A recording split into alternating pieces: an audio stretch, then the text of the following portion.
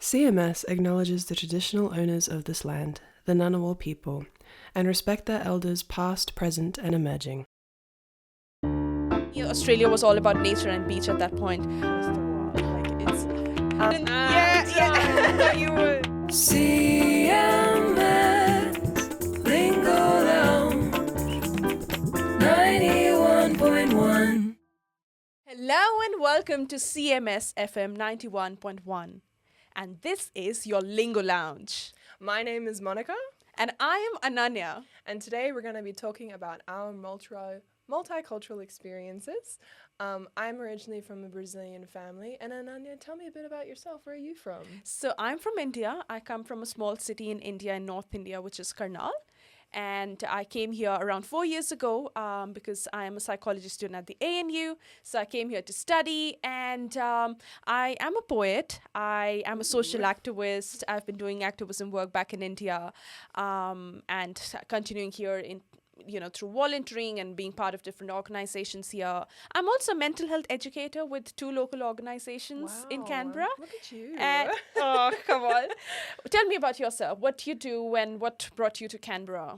Well, I was originally born in Sydney, so my family is from Brazil. I was born here. I'm a first-generation baby. I am studying psychology as well in Canberra, and it's going, it's moving along. I'm also a writer and artist myself.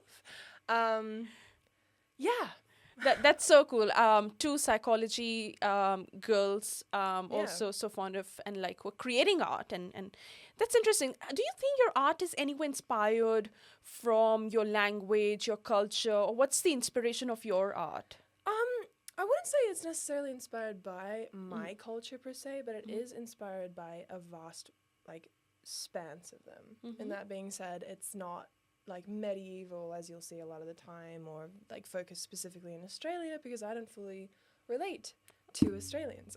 As a first generation myself, I'm not Australian enough and also not Brazilian enough. But what about you? So art yourself, do you have any influences from home? Massively, I would say. Yeah. So because I feel I am this person who would want to express in Hindi if I have any strong emotions, whether I'm happiest or saddest. Yeah. Naturally, I would want to express in Hindi because I think that's the interesting thing about language, I guess, that it is such a powerful tool that it becomes part of your identity and lifestyle. For sure. That I'm like, oh, what do I say? Like, how do I translate it into English? You know, I can normally talk in English, but at the end of the day, it's my second language. Yes, of course. So because I understood that I'm able to express so comfortably and conveniently in Hindi, so it became language of my art as well. So I basically write poems and I write prose, and I do write in English, but I see this depth when I'm writing in Hindi. So I also read some stuff. So I'm also trying to learn Urdu.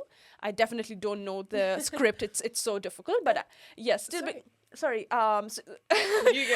So Urdu, like the way they write, is very different. But at least I can understand a lot of it, and I'm still learning a lot of it because Urdu poets and ghazal artists and the music and all of that's inspired from Urdu language or the subcontinent is just so cool. Sorry, what were you saying? I was just going to ask, is there any, as a person who does not come from India, are there any major differences between Hindi and Urdu?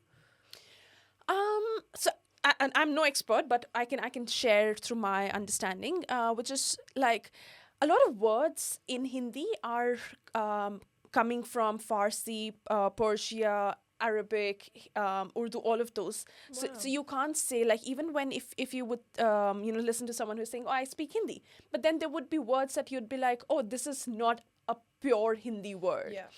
Because the way, whether it's been, a lot of colonization happened or interaction with the world happened. So our Hindi literature expanded and it became normal to use different words from different languages. So that way it's similar, but when you go into like proficient Urdu, no way. You like, even if you know Hindi very well, you can't understand it. So you need to have understanding of each and every word and then vocabulary and everything. That's very interesting. Because in Brazil, we speak Portuguese, which has, obviously it's a Latin-based language, so there's a lot of similarities to Spanish and French and Italian.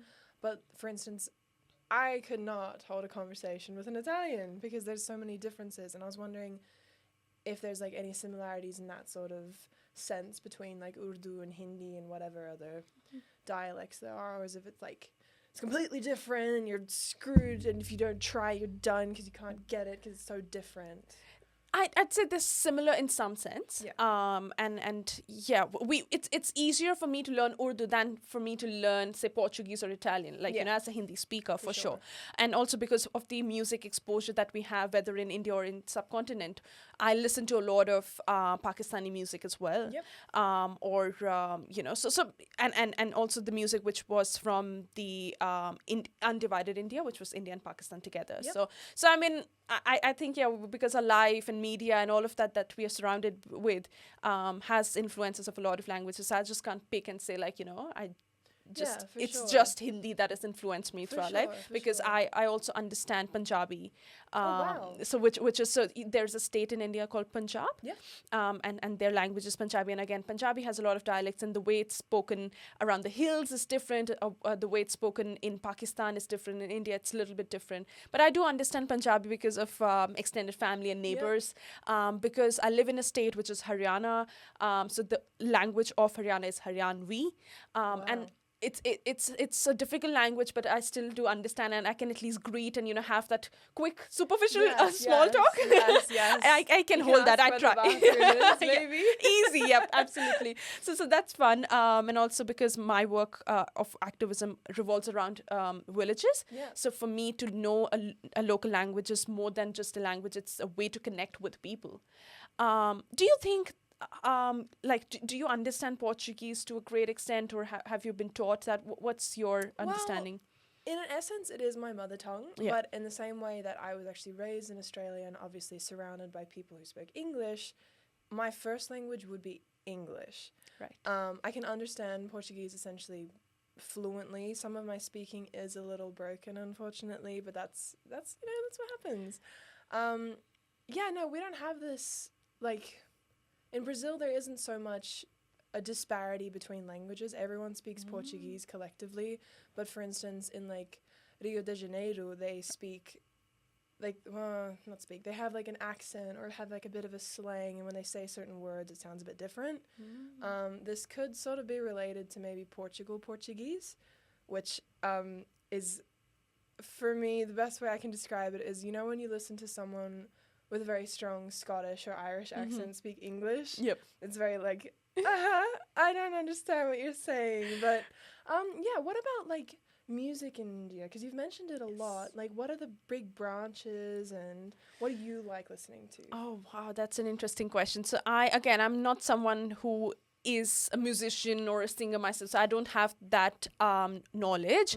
But as an audience who absolutely loves music, when we were driving to the station, I was excitedly telling Monica that I got a turntable and vinyl records because I'm collecting old Hindi music. So ghazals, it's called, basically the particular type of songs. So ghazals have a very particular way, the way they're structured and they're written. So it's a particular, it's scientific, it's mathematical, so it's that kind of thing, and they are in different tones, what we call rags. So the morning rag, the afternoon rag, evening rag, and it's according to the place. So there are rags that are you listen to it and you can tell that it's made in the hill station or in the valley. You listen to a particular song and you can tell that it's from the deserts. So they actually bring in their culture, their landscape and season, or the essence. So you can exactly tell. So if you're listening to an uplifting ghazal, you know that it's related to a morning raga. Wow. So it's that beautiful. So it's so deep. That's exactly why I love listening to ghazals. And you should come over to my place and I'll introduce you to my favorite artists, Jagjit Singh, Ghulam Ali Saab, and Mehdi Hasan Saab. All of these are like absolute legends. Apart from that, yes, of course, because Bollywood is a massive thing. But again, I would not call myself a Bollywood buff because I've spent more time as a child activist on the roads, campaigning and like raising slogans than, watching movies. I missed on a lot of stuff, and my friends tell me I'm living under a rock. No. But it's okay. No, I absolutely love 1950s to 80s, that era of movies. Yeah. Beautiful, amazing perspective and direction and everything. So that's my interest. What about you? Because I'm talking to a musician and a singer, so I'm so excited to know from you. Well, Brazil, obviously there's like the different regions and like the south and the north, and they have very distinct like sounds and the way they produce music, but Brazilian music is very rhythmic. And a lot of the time it's voices, it's guitars, it's percussion, it's beats, it's dancing. We have samba, we have like the songs are all like, they're usually about moving, or they're usually about like the soul and the heart, I find. Or the beauty of Brazil, because Brazil's beautiful. So are you. Yeah, thank you. You too. So can you tell me more about like if you had a phrase you wanted to teach someone who cannot speak Hindi, what would be a phrase that you think is just 10 out of 10? Oh, that's interesting. Okay, I should have thought about it. So definitely as a salutation, I think most of the people do know namaste, we say. And the interesting thing about namaste is that when we're joining hands, the meaning of it deep down is I am respecting the divine in you. The divine in me is greeting and respecting the divine in you. That's beautiful. So it is that beautiful. But I mean, we just use it, as like greeting everyone. It's just like hi. Yeah, for sure. So it's beautiful. A phrase, I think, or a lyric, or something that you really like, or one of your poems, if you have like a line that you think is okay. That's okay. A lot of stuff sorry. My slow brain is processing everything. You be ready, because I want to learn something in Portuguese as well. It's coming back at you, Monica. You can't run away from it. Okay, I can teach you this. Zindagi एक सफर है सुहाना. Zindagi means life. Zindagi ek safar. Life is a journey. Yep. Which is beautiful. So life is a beautiful journey. And you know why I shared this one with you? So one, it is lyrics from a beautiful song. Zindagi ek safar hai suhana. Wow, that's I can't sing. That will be ruined. And also because I'm wearing a ring which says Musafir, which basically means a traveler. And I think one, as an 18-year-old girl who moved from her country to Australia, totally, it feels like you're uprooting from a place where you feel, your family's there, your familiarity, everything, you feel settled in a place, and then you go to another place. So I have that essence of a traveler inside me. I feel like life is a journey, and a lot of my poems also talk about how there's life is a journey. In a way, we are looking for home, the essence of home in people, in places, what home means. And so I really resonate with this idea of that all of us at the end of the day are travelers, and it also gives me the idea that everything is temporary, transient, and I don't have to get attached to one place or one thing too much. So that reminds me, and it's a beautiful ring that is from a place, a beautiful hill station. If you ever come to India, I'm taking you to Rishikesh. Yeah, it's beautiful because it has hills as well as the Ganges, the Ganga River, and it's a spiritual town. There is religious elements. You'd see people doing yoga in the morning around the Ganga, which just feels so beautiful and pure. At night, everyone would be doing the aarti, the worshipping of Ganges and the god Shiv. God Shiv. Yes. So Shiv or Shiva, you might have heard. So he is called the creator and destructor of the world. So he if you see the idol, he's massive. He has massive bun on his head, a snake around his neck. He is his abode or his home is at a mountain which is called Mountain Kailash, and we worship him and his wife and their kids. So it's a beautiful mythology. Yeah, wow. And just a few days ago, we were celebrating this festival called Durga Puja. Okay. So Durga is his wife. Uh-huh. And we celebrated it as, especially Bengalis, because I'm a Bengali, the culture that I come from. Yep. So we see it as Durga is. So there are two ideas about it. Okay.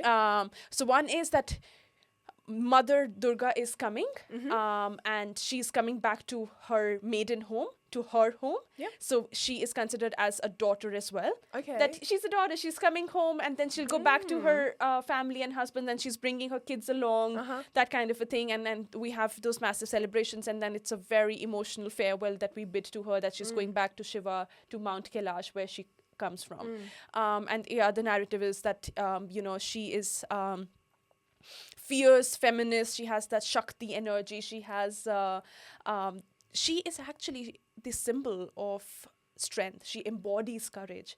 So it's just beautiful to listen to the music that is made for her. The celebration, it gives you that energy and makes you feel that there's a divine Durga in each woman. And it's very empowering. It makes you feel like you want to worship yourself because there's Durga inside you and you want to channelize that energy. That's really beautiful.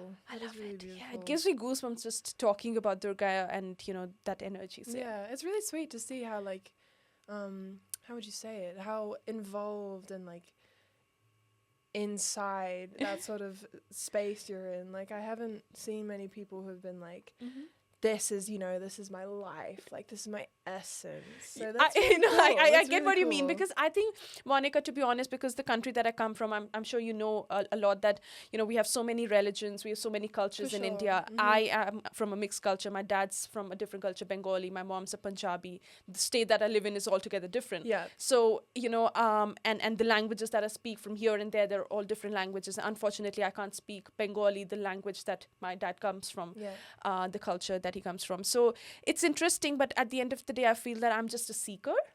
I am not a believer. I don't think I can, pick one thing and tell you that this is what I believe in. Yes.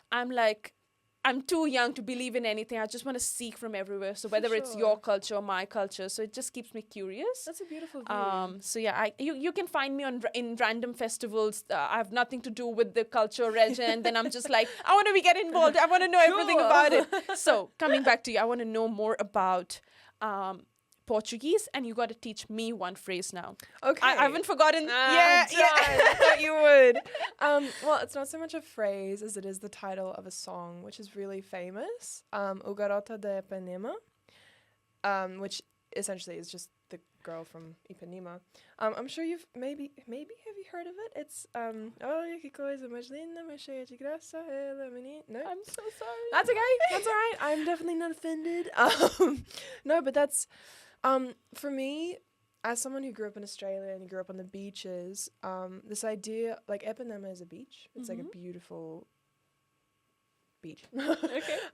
And this song is talking essentially about like a beautiful girl, and she's walking by and she doesn't notice all these people like looking at her, and she's like on this beach and yada yada yada. And it's like, for me, that really resonates with where I grew up, because I also grew up on a beach, and like having that sort of connection, because Brazil and Australia, they have a lot of beaches. Yeah, and that's like a nice way for me to connect with a culture that I wasn't particularly brought up in. Yeah. And in terms of like festivals, we have Carnival, which is this big 5-day festival. I couldn't tell you what we celebrate in it. I just know that there's a lot of dancing. There's like these big floats. Have you heard of floats? Like these. Yep. Yeah, like those big, colorful, lit up whole like it's crazy. Yeah. And yeah, I've always wanted to go. I've never been able to, but I always would like to go. That sounds lovely. Yeah. Wow. No, for sure. I was gonna say something. That's okay. I lost it. No, come back to it whenever you feel like. But yeah, you know that Diwali's coming soon. It's around the corner, so I'm excited. Yeah. But unfortunately, my exams are just right after Diwali, so I'm like, I heard about that last year. Apparently, that was a big issue with a lot of my friends because they also celebrated. No, so fair, yeah. Because was Diwali like, is a massive thing, irrespective of the region and religion that you come from in India. Everyone's celebrating Diwali, for so sure, and it's especially in a place like this where it's so easy to feel isolated and to feel that you're not part of the bigger community. So it's these festivals that help us connect and reconnect with people. For sure. And I'm kind of curious because you've said that you've come from a place where lots of cultures sort of mingle. And I'm kind of interested to see, like, when you initially came to Australia, like, what was your first or your, like, initial impression? Because Australia is like a melting pot of different cultures. And I'm wondering if that felt familiar or different, or how did you see it? That's interesting. So I visited Australia before I came to study because my sister was already here and we came for traveling. And I was, I think, around in grade 8 or 9. So very like little impressionable and also very curious of, what the country is like. And I was like, oh, I'm going to Cairns. Yeah. And I was like, all I was bothered was that I'm going to be around the beach because I come from a city which is nowhere close to the beach. We're literally landlocked. So I was like, okay, beach is exciting. That's it. So for me, Australia was all about nature and beach at that point. But I think, yes, the culture is massively different. I love how multicultural place Australia is as a society, as a community. But at the same time, I think India is also a very multicultural place in its own self, like within the country.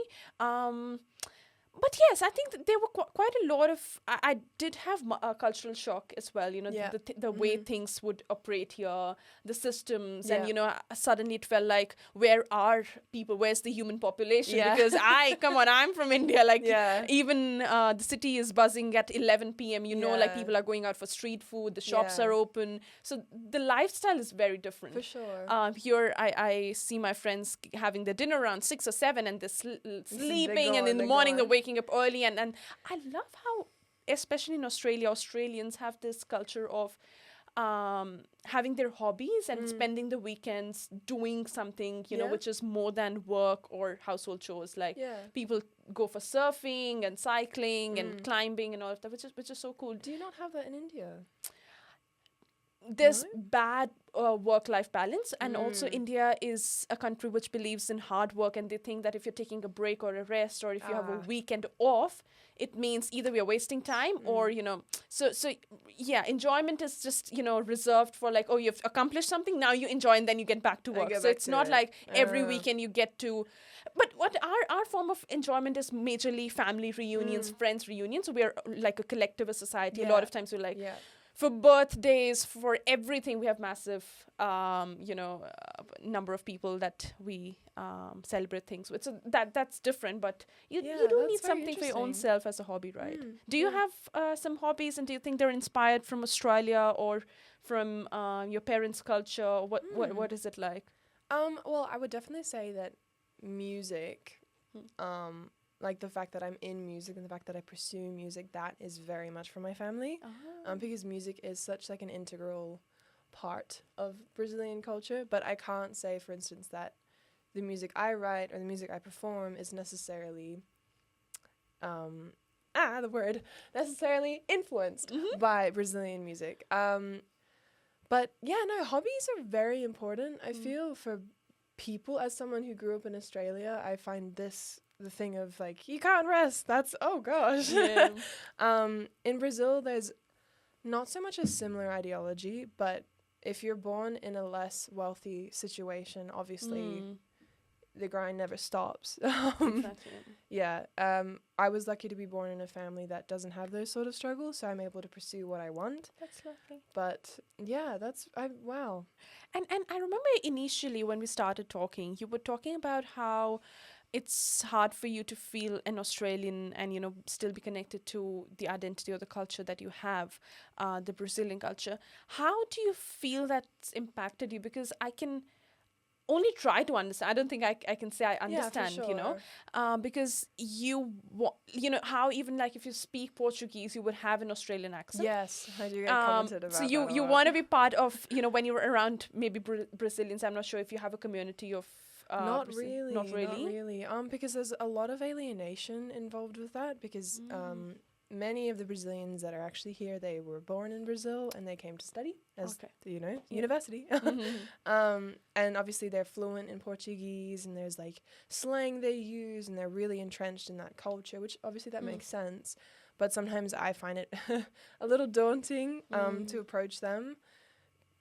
because I don't speak it that well, and whichever else. And then also, it's interesting though because Australians, like, as you can tell, I don't have a very strong Australian accent, and people notice that and they're like, "Oh, are you from America?"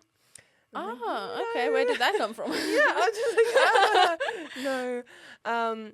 Yeah, so it's kind of interesting how, like, my identity and my self of identity has really been influenced by two places, but I'm not, I can't say I'm from either of them. Like, when I go back to Brazil and amongst my family, they're like, they have such, like, a different way of living and a different way of speaking and whatever else. And then when I'm in Australia and I'm around people who grew up in significantly Australian communities, I'm like, that's, I don't know, man. So I think it's a very interesting experience being a person from no land in particular.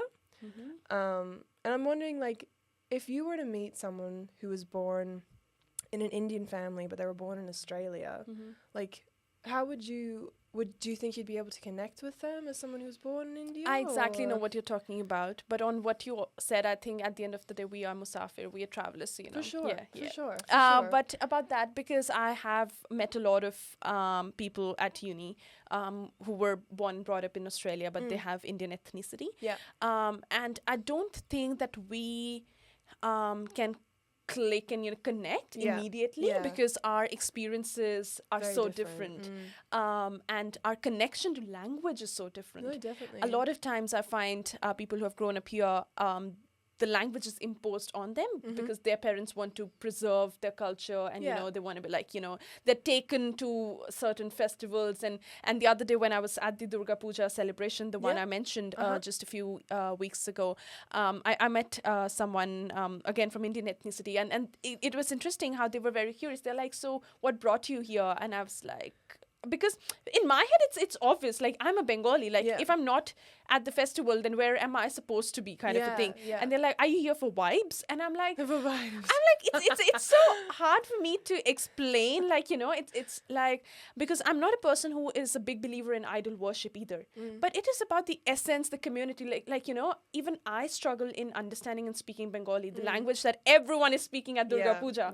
But what connects me with them is I am so involved in volunteering and setting up the entire setup and in the kitchen, or and also I would be someone who is dancing and making people dance, and that kind of impromptu stuff, and all of us are singing together. So I don't know if that's called vibes. It's the energy that I'm there for. That really makes sense with your collectivist, like you mentioned collectivist society. Right. I was like, that's very interesting because in Australia you don't really have that. Yeah. So language is one of those very interesting things, that language is so much more than, it's language is no language of a religion. Sometimes it's not even a language of a region. It's part of your identity, culture. So it's very interesting, and I like to, like, in my head I have a big map out, and but on that, can you teach me how to count in Portuguese? Only if you teach me how to count in Hindi. All right. Okay. So we'll start. I'll try to be a good student. Yeah, I believe in you. Dois, três, quatro, cinco, seis, sete, oito, nove, 10. Yes. Okay. This sounds similar to what I learned at school, French. Du, trois, quatre. It's the Latin base. It's the Latin base. Yeah. Un, deux, trois, quatre, cinq, six, sept, huit, neuf, dix. Yes. Oh my God, girl. Okay. So in Hindi, ek, do, तीन, चार, पाँच, छः, सात, आठ, नौ, दस. Oh, no and dos is very similar to the Latin-based language. That's really cool. That's really cool. You did really well. Okay, congratulations. Now, I think we need to go on to something very important. Yeah. Okay. What is your favorite food? Oh my God. Okay. Or, one of your favorite foods. So I love Indian food. Like, especially home-cooked Indian food. I love cooking. It's so therapeutic. Yeah, for You sure. gotta I come home and I'm agree. gonna cook Indian food for you. Like, yeah, I love hosting people. That's also a lot, like, coming from my culture. Hosting people, cooking for people, all of that. Yeah. What's my favorite food? It will be curry chawal. Curry chawal. And what's that? So chawal is rice, and curry is you make it out of yogurt and you cook it in turmeric. And then you also have fried vegetarian balls made of chickpea and some other veggies and all of that. So it's your fried balls put in the curry. Yep. And the curry is the yogurt curry. So it's like thick and rich and yum. delicious. It's flavorful. Nice. And I'm curious to know, because I've seen this and I've tried practicing it myself. But is it true that if you eat rice with your hands and then you have it with your, like, how does that work? Like, okay, so yes, a lot of people in India eat with their hands, and especially because that is people living on the coast, they consume a lot of rice because that is that's what they grow in the area. Sure. The kind of region, landscape, all of that is available, and eating with hands is cultural. One that when every time you putting your fingers to food and fingers to your mouth, it has some benefits. I'm not a doctor or anything, but like I have heard a podcast and people tell me that how it has benefits of, like, the energy and it does have some health benefits. Sorry, don't quote me on this, but yes. And secondly, it's unfortunately, I know the Western idea of it is like, how disgusting it is to eat curry and that I've with heard hands. people have that Yeah, notion. exactly. But I'm like, you eat burger and pizza with the hands. What do you Literally. eat it with? Literally. So yeah, it's a very cultural thing, and again, massively, it's around the coast that people who consume more rice, they eat it with hands. And I love eating with hands. It feels homely. Yeah. It feels nice, and I'm able to enjoy the flavor more. I don't want anything to come between me and my food. It's actually true, because I was living with some Indian roommates, and they, like, obviously they were eating with their hands, and I was like, you know what?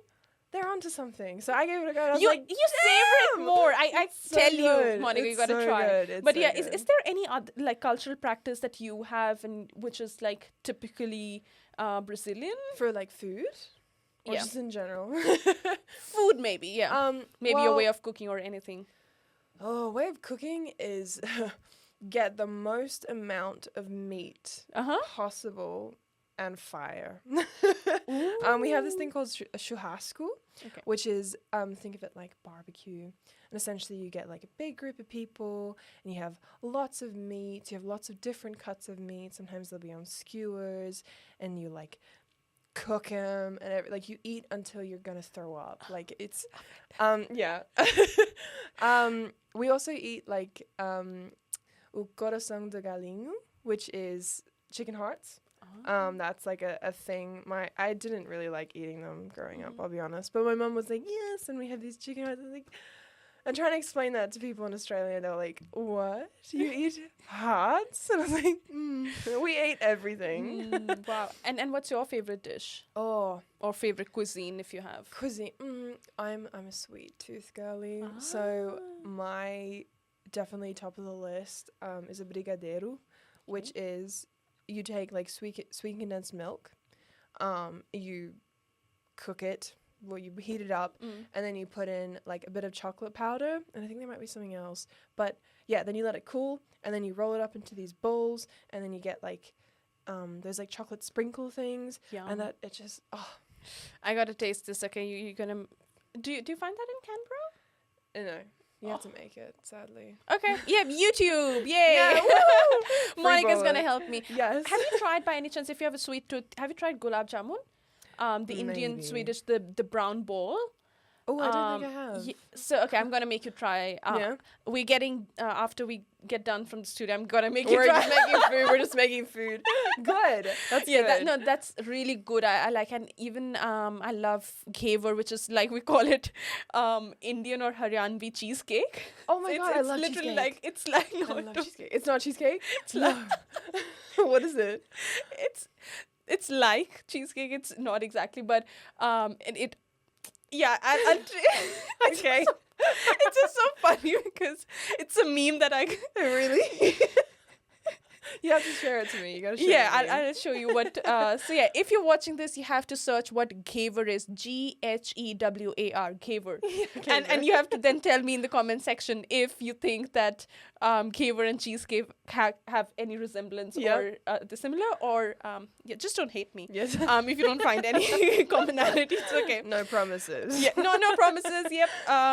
Interesting. Yeah. Now, because somewhere my mind, the way I write poetry is also very inspired by what's happening in the world, and sometimes inspired by the social condition, political condition. Yeah. So sorry if I'm making this conversation a bit serious. That's right after fine. food, I'm That's talking about. fine. That's fine. Do you think, like, in any way, Brazil has this language chauvinism and imposition of language, or is there any conflict about languages, or everyone in harmony, they're speaking one language? What is your understanding? If Brazil, everyone speaks Portuguese. okay. So there's no, like, I think I know where you're getting at, where there's like the different dialects and they kind of have issues with each other. We don't And really superiority and inferiority kind of thing. Yeah, we don't really have that. I can't say much for Brazilian politics. I do know that it is not very just. There's a fair bit of corruption in the higher ups. But yeah, no, Brazil, like, occasionally people will think we speak Spanish, and like people from other Latin American countries like Chile and whatever else, they'll be like, oh, Portuguese. We were colonized by different people. So Who all? the Portugal colonized us, and the Spanish colonized everyone else. Yeah. And do you think there is still an impact of the entire colonization, and whether in lifestyle or language, anything that's still you're trying to feel like, we need more decolonization around anything? I definitely think decolonization is super important, but at the same time, I also find that a lot of Brazilians aren't necessarily like indigenous Brazilians or people from Spain or Portugal. Like, for instance, my family, if you track them back, were German and Italian. So somewhere along the way we came to Brazil, and now we're Brazilians. So yeah, I think definitely recognizing who was there first and the culture before, that's super important. But at the same time, it's the same thing in Australia. It's like most people here weren't originally from here. Yeah, of course, we know about the indigenous communities and the people who came after. For sure. That's interesting, because I have, of course, my understanding is unfortunately limited to India, around language particularly, and how language is political. That's very interesting. Yeah, because two things. One is that in the current times, the uprise of right wing and the kind of political system and situation that we are in right now, there we have this thing of how Hindi is kind of imposed on people who are not Hindi speakers, and their culture, like if it's a Telugu speaker or any other language, so their languages are unfortunately disregarded in some ways. In certain states, there is, like, again, they want to impose their language. If you're in our state, if you've come from any other state, you speak just our language. So that kind of attaching your identity and central identity with language is actually very problematic, because language is supposed to bind people together. It's bring people together. I speak Hindi, you speak Hindi. Immediately you feel like, we can talk about friends, we're friends. You feel that connection, especially in a far land. We're like, you speak Hindi. Nice. Okay. And unfortunately now language is being used as a medium to divide people. So I have a lot of issues with that kind of political scenario. But at the same time, about colonization, because India was colonized by different countries, but for the longest time, around 200 years, by the British. The Brits. Massive impact. Till now, we can see and feel in a way that English is considered superior.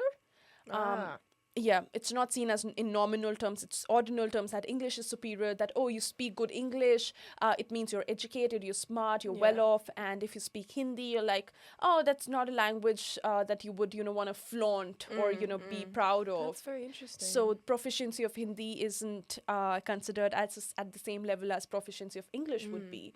So yeah, there's a lot of effect, whether on a mindset or lifestyle, because of Colin, because we're talking about language particularly. So I thought of bringing that up, that there's a long way for us to go to accept our own language and own it. Yes, I speak Hindi. That's it. Like that's 100%. Yeah. And I'm interested to know.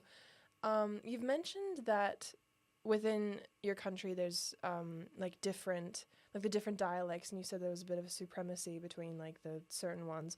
I'm wondering, do you think that was a result of colonialism, or was it before the British came and before there were do you think there was always that sort of conflict, or was it more I've been a history student in school, and what I can recollect is, or I have my understanding is that there are two things. Yes, there is an impact of colonization for sure, till date we feel. But at the same time, the idea of how one state is trying to impose their language on everyone is more of the current political situation. It is a strategic thing that is being used by the current, government people and in power. People in power. So that's an absolute different thing, because there is we see that there's a cultural and a religious divide that they're trying to create. Which is very unfortunate. Yeah, it is very unfortunate. But because at the end of the day, it's impacting people and their culture. Yeah. And you don't want culture to be an imposition. You want it to be a free practice, something that you choose out of free will. For sure. So yeah. And I mean, culture should be cherished. Exactly. Celebrated. Exactly. Yeah. It's such a unique thing to humanity and people. So I think it's very important that we acknowledge all cultures, really. Yes. Yep. And even I'm not sure if you would be able to relate as to psychology students. There is massive impact of English and British people and Americans. So majorly, I think it's governed by the Americans. For sure. The researches that are done in psychology, the kind of demographic that has been researched on. So we call it weird, right? Yeah. The Western educated, industrialized. Yeah. What? Oh my God! Democratic. There's something with R. Yeah. Yeah, but it's along those lines. A lot of majorly white men. So it's gendered. It is particular culture, particular language. Yeah. So yeah, I mean, and from a very specific viewpoint too. Absolutely. So I guess language has much more to do than just day-to-day communication. It's from geopolitics to academics and academia. The way people understand the world and themselves, I think that's super, we haven't fully understood the impact of language on people. Yeah, let's get philosophical. Philosophical. Oh yeah. We can start sounding like late night deep talks. Oh yeah. This is what language means to us. This is what life is, and yes. The meaning of life. Yeah. but I love your energy. And do you think because we've already talked about multiculturalism, do you think you have happened to learn a lot through different cultures at uni? Let's specifically talk about uni, and also because we come from different universities within Canberra. Do you think how your experience has been around so many different languages, so many different cultures? That's a very interesting question. And have you been exposed to different movies, peer pressure, or out of choice, whatever?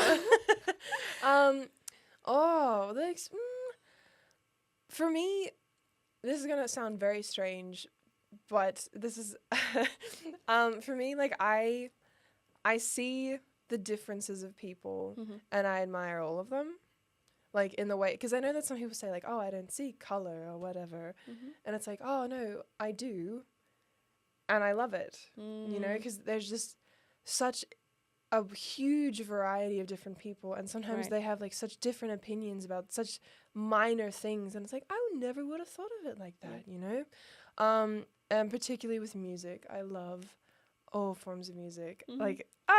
At the moment I'm getting into Afrobeats, and that's for me that was mind blown. Wow. Because you can see the influences of so many different, for instance, reggaeton from like specifically Latin American countries that has massive influences from like African beats, and that's just, I don't know, you know, music is amazing. Wow. Yeah, for sure. And also Indian music. I do love me some Indian music. I was introduced to it well, actually I introduced myself, but then last year I was living with 2 people from India, and they were like, oh, so you like this music? You should listen to this music. And I was like, hell yeah, I should. This is so good. This is fire. What about you? What about your experiences? I think I absolutely love being an international student in those terms, where I've gotten to know so much about different cultures, and the friends that I have, like I have at work and at uni, I have Malaysian, Singaporean, a Brazilian, like literally from so many different cultures, from Papua New Guinea, like, and every time I meet them, there's something like, you know, as little as I had few friends over my birthday, and I was you know, feeding the cake as we cut it to my friends, every one of them, and I didn't know that's not a universal practice, you know? I had no idea, because that's my normal. Yeah. That's what I've seen and grown up around. Yeah. That the moment you cut the cake, people will feed you, but you feed the cake to your loved ones. Yeah. And for me, my loved ones were all of my friends at the party. For sure. And my Chinese friend just spotted, and she's like, what are you doing? So, so she was actually so impressed. She's a beautiful person. Really? So she's like, oh my God, that's so sweet for you as a birthday girl to feed everyone. And, you know, take the cake to everyone instead of like everyone just cutting it and getting done with it. So I was like, yeah, because that's my normal. That's so beautiful. And that's what I exactly love, that whatever I do, and my friends tell me that that's not how they do, you know, whether it's my style of cooking or anything. So I love the exchange of cultures, such a beauty, understanding, and I think that's what we're doing at Lingo Lounge. So stay tuned. Yes. It was absolutely beautiful and a pleasure to talk to Monica. And you, Ananya. Thank you. I think I got to reflect a lot about my language, what it means to me, because it is a lot more than a language just to communicate, as we talked about. No, for sure. And the way it's connected to like culture and identity, and it's super important. So we'd be diving more into it and aspects and elements of language, and bringing more of our experiences and culture and ourselves to these conversations. Oh yeah. So stay tuned. Stay tuned to CMS 91.1. Lingo Lounge. Woo-hoo, thank you. Thank you. CMS 91.1.